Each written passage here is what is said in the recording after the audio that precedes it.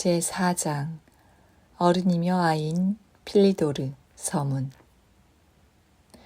지금까지 내가 실제 겪은 일을 이야기하고 있었는데 그 이야기를 계속하기에 앞서 잠시 여담으로 이 다음 장에 어른이며 아이인 필리도르라는 제목의 글을 삽입한 생각이다. 여러분은 핌코가 예의 그 공격적인 교육 철학으로 나를 어떻게 머저리로 만들었는지를 보았다. 우리 지적인 젊은이들이 가진 이상주의적인 측면, 살아갈 수 없음이라는 불가능성, 절망적인 모순, 너무도 슬픈 인위, 우리를 짓누르는 권태, 우스꽝스러운 허구, 우리를 괴롭히는 시대착오적 발상, 궁뎅이와 얼굴 그리고 우리 몸의 다른 부위들이 초래하는 환멸을 보았다. 들은 말도 많다. 숭고한 말을 모욕하는 상소리도 들었고 선생들이 수업 중에 하는 말도 들었다. 아무 말 없이 지켜본 여러분은 그 비현실적인 말들이 모두 천박하고 괴상한 인상쓰기로 귀결되고 만다는 것을 알 수 있었을 것이다. 젊음이 갓 피어나는 인간이 이렇게 해서 미사여구와 갖가지 얼굴 표정으로 물들게 된다. 바로 그렇게 해서 우리의 성숙이 형성되는 것이기도 하다. 조금 후 여러분은 또 다른 현실, 또 다른 결투를 보게 될 것이다. 그것은 레이디의 G.L. 필리도르 교수와 콜롬보의 몸센 교수, 이 사람은 안티 필리도르라는 귀족 칭호를 가졌다. 간에 벌어진 목숨을 건 결투이다. 이번에도 역시 신체 여러 부위로 말을 내세우게 될 것이다. 여러분은 작품에 사용되는 이 두 가지 요소가 서로 긴밀한 관계가 있는지 찾으려 해서는 안 된다. 또한 누구든 어른이며 아인 필리도르 이야기가 내 작품에 삽입된 것이 그저 종이를 더럽히고 내 앞에 놓여있는 백지의 양을 줄이기 위해서였을 리는 없다고 생각한다면 그 역시 오산이다. 감식 전문가들과 분석 전문가들, 구성상의 잘못을 지적하면서 당신들을 머저리로 만드는 기술을 전공한 핌코 같은 부류의 인간들이라면 모두 나를 비난할 것이다. 그저 종이를 채우고 싶다는 욕망은 충분한 개인적 동기가 될 수 없다고, 이전에 따로 쓸 수 있었을 것을 이렇게 한 작품 속에 쑤셔 넣는 것은 합당하지 않다고 말이다. 나는 그들에게 이렇게 대답할 것이다. 보잘것없는 내 생각에 따르면 이 작품의 미학적 구성에 있어서 말과 신체 부분들은 충분히 잘 연결되어 있다. 또한 논리성과 정확성에 있어서 나의 구성은 지극히 논리적이고 정확한 다른 것에 뒤지지 않는다는 것을 증명해 보일 것이다. 여러분이 직접 보기 바란다.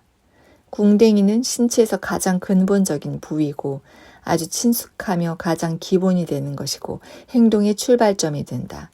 나무가 몸통으로부터 가지를 쳐나오듯이 바로 궁뎅이로부터 손가락, 손, 눈, 이, 귀 같은 여러 부위가 가지쳐 나오는 것이고 신체의 어떤 부위들은 섬세하고 기교적인 변형을 통해 조금씩 달라지는 것이다.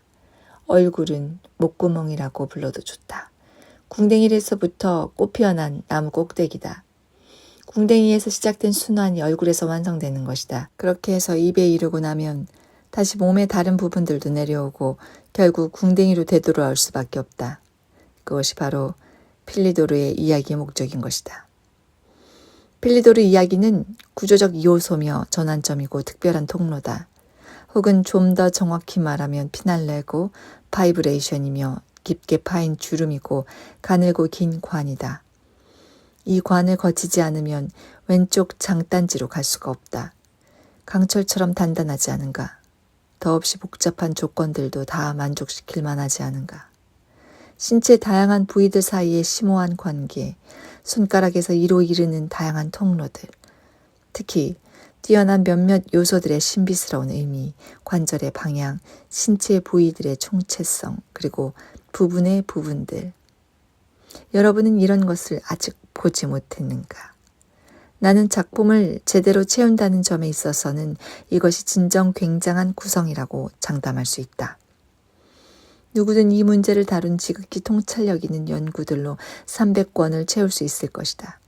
점점 넓은 자리를 차지하면서 점점 더 높은 자리로 가면서 또 점점 더 편안한 곳에 원하는 자리에 편안하게 자리 잡으면서 말이다. 그런데 여러분은 호숫가에서 비눗방울 놀이를 하기를 좋아하는가.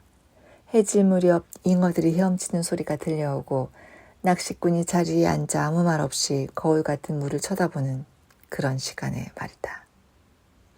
여러분도 한번 나처럼 반복을 통한 되풀이 기법을 사용해보라고 권하고 싶다. 이건 몇 가지 단어나 표현, 상황, 부분을 계속 그대로 반복함으로써 강화하는 방법이다. 문체의 통일성 효과를 거의 편집증적인 수준까지 증가시키면서 말이다. 그 어떤 것이든 신화를 만들어내는 데는 반복을 사용하는 것이 제일 손쉬운 방법이다. 그런 식으로 부분을 구성하는 것은 또한 철학이 된다는 것을 기억하기 바란다. 여기서는 그 철학을 가벼운 연재소설이라는 재기발랄한 형식으로 소개하려고 한다.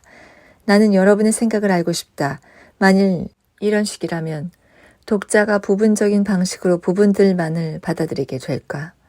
사실 독자는 조각난 아주 작은 부분을 읽고서 그 다음 것을 읽지 않고 멈춰버리기도 하고 때로는 중간이나 끝에서 시작해서 앞으로 돌아가기도 한다. 때로 몇 부분을 읽어보다가 포기하기도 한다. 재미없어서가 아니라 단지 다른 생각이 떠올랐기 때문에 말이다. 그리고 설사 독자가 전부를 다 읽는다 해도 전문가의 가르침 없이 과연 총체적인 관점을 얻을 수 있을까? 서로 다른 여러 부분들 간의 조화로운 관계를 이해할 수 있느냐 말이다. 전문가가 자기 글을 읽고 구성이 아주 좋다고 독자에게 설명해 줄 수 있도록 하기 위해서 작가는 몇 년 동안 그 일에 매달려 헐떡이고 땀 흘리면서 자르고 정리하고 삭제하고 다시 붙이기를 되풀이해야 하는가? 좀 더 나아가 보자. 개인적 경험의 영역으로 들어가 보자.